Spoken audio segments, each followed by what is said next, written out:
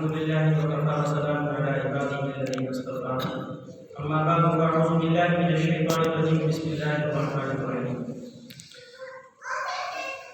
ادعوا ربكم تضرعا وخفيا إنه لا يحب المعتدين صدق الله العظيم. سامعین دی قدر، امام اعظم ابو حنیفہ رحمۃ اللہ علیہ رحمۃ واسعہ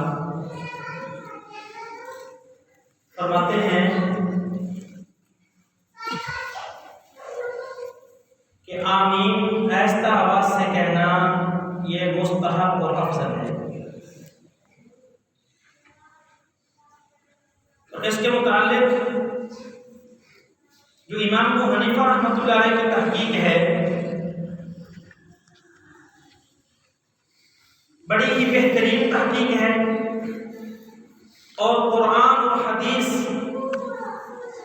کے بالکل عین موافق ہے.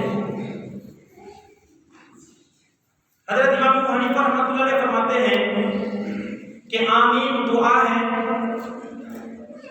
اور دعا کے مستحبات میں سے یہ ہے کہ دعا آہستہ الفاظ سے کرنی چاہیے، جیسا کہ اللہ رب العزت کی ذات خود فرماتی ہے ادعوا ربکم تضرعا وخفیا، کہ جب تم نے اللہ رب العزت سے دعا مانگنی ہے تو ایک تو آہستہ آواز کے اندر مانگنی ہے، اس لیے کہ اس کے اندر خشوع زیادہ ہوتا ہے.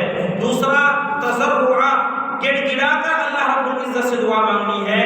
جو شخص اونچی آواز سے گلے پھاڑ کر دعا مانگتا ہے یا عاجزی سے دعا نہیں مانگتا، گویا وہ حد سے آگے نکلنے والا ہے.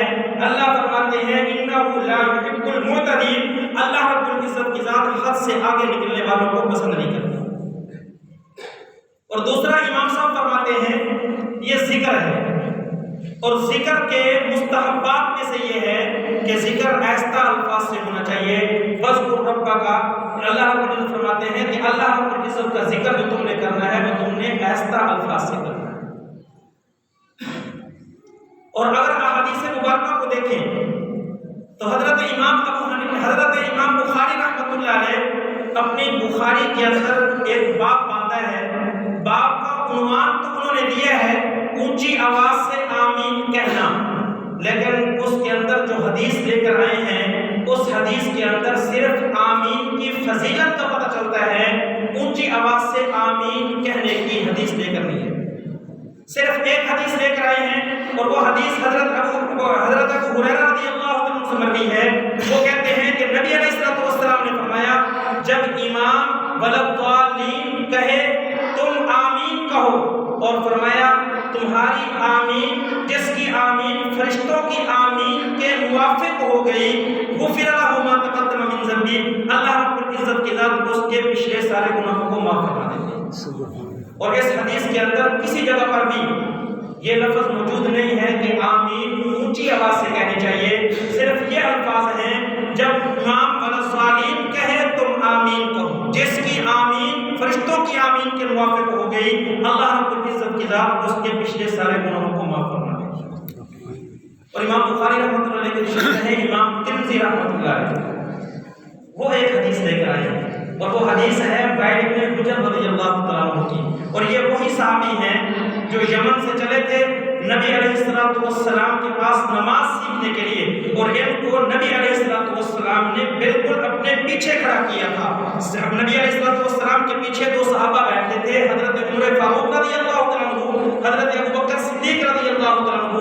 نبی علیہ السلام نے حضرت عمر کو وہاں سے اٹھایا تھا اور ان کو وہاں پر کھڑا کیا تھا. یہ 40 دن تک وہاں رہے تھے اور نبی علیہ السلام نے ان کو نماز سکھائی. ان سے روایت ہے، یہ کہتے ہیں کہ نبی علیہ السلام نے وَلَضَّالِّينَ کہا اور آپ صلی اللہ علیہ وسلم نے آمین بھی کہا، اور آمین آپ صلی اللہ علیہ وسلم نے خفیہ کے الفاظ ہیں کہ آہستہ الفاظ کے اندر آپ صلی اللہ علیہ وسلم نے آمین کہا. اور امام ترمذی رحمۃ اللہ علیہ اس حدیث کو نقل کرنے کے بعد کہتے ہیں کہ یہ حدیث بالکل صحیح ہے. حضرت امام حاکم حدیث لے کر آئے ہیں، وہ بھی فرماتے ہیں کہ حدیث بالکل صحیح ہے. میرے بھائیوں، باقی جتنی بھی احادیث کتب کے اندر موجود ہیں جن کے اندر جہر کا لفظ موجود ہے، سارے محدثین فرماتے ہیں وہ احادیث ساری کی ساری ضعیف ہیں. کوئی حدیث کے اندر پیغمبر علیہ السلام نے آمین اونچی آواز سے کہنے کا فرمایا ہو اور وہ صحیح ہو، فرمایا محدثین فرماتے ہیں ایسی حدیث ذخیرہ احادیث کے اندر موجود ہی نہیں۔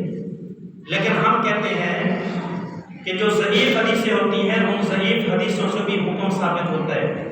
اس لیے میرے امام نے فرمایا اگر کوئی شخص آمین کہہ لیتا ہے تو ٹھیک ہے، اس کا کہنا جائز ہے، لیکن افضل اور بہتر یہ ہے کہ آمین اونچی آواز سے نہیں کہنی چاہیے۔ اس لیے میں 3-4 دنوں سے یہ محسوس کر رہا تھا کہ جب میں وَلَضَّالِينَ کہتا ہوں، پیچھے بچے جو ہیں وہ اتنی اونچی آواز سے آمین کہتے ہیں جس سے سارے کے سارے نمازیوں کو خشوع خراب ہو جاتا ہے۔ مجھے بھی جو ہے ایک طرح کی ٹینشن ہو جاتی ہے کہ آخر پیچھے ہو کیا گیا ہے۔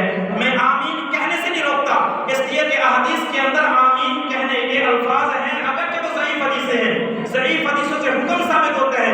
میں منع کسی کو نہیں کروں گا کہ کوئی شخص آمین کہتا ہے یا نہیں کہتا، لیکن میں اتنا ضرور کہوں گا آمین آپ نے کہنا ہی ہے تو کچھ اس انداز کے اندر کہیں کہ دوسرے والے نمازی جو ہے وہ تو ڈسٹرب نہ ہو، ان کی جو نماز ہے وہ تو خراب نہ ہو۔ دعا ہے خدا کی ذات مجھے اور آپ کو صحیح طریقے سے مسئلہ سمجھ کر اس پر عمل کرنے کی توفیق عطا فرمائے۔